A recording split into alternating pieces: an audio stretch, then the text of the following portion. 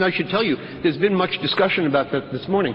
The term terrorism and the term terrorist activity are defined by law. This is not some vague sense in which the word terrorism is shorthand for we don't like you or we don't like your politics.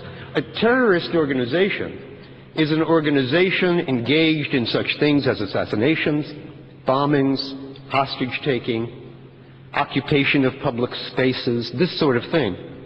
Violence, in short. And there has been no allegation, much less proof, of any such undertaking on the part of the PMOI since 2001 at the very latest, over 10 years ago.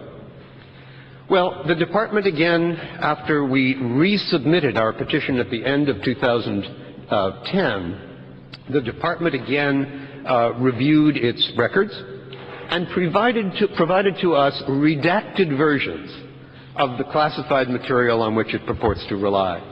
And as you heard earlier this morning, the information upon which they are purporting now to rely is simply silly. There is no way of dignifying what we have been shown. I'll give you an example. There was apparently an aborted hijacking of an Iranian aircraft that took place about a year and a half ago.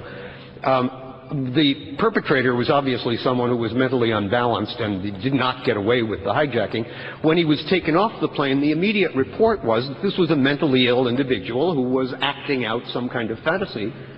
A day or two later, an Iranian regime spokesman attributed the hijacking to the PMOI. There was never any indication of this individual ever having heard of the PMOI. And indeed, the allegation didn't stick. It wasn't repeated even by the Iranian regime. Yet that document somehow found its way into the set of materials upon which the State Department now purports to base its opinion. Now, I'm not going to suggest that the State Department has found that document to be persuasive, but the mere fact that it's included tells us the extent to which the bottom of the barrel is being scraped.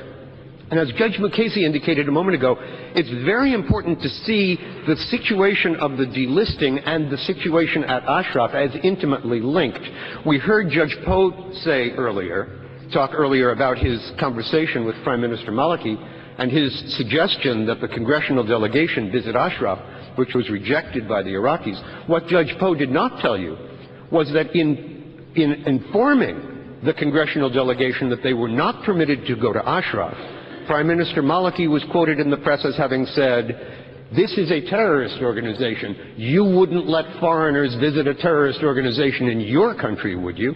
In other words, Prime Minister Maliki was indicating explicitly that he finds support for the treatment of the people of Ashraf in the designation here in Washington of the PMOI as a foreign terrorist organization.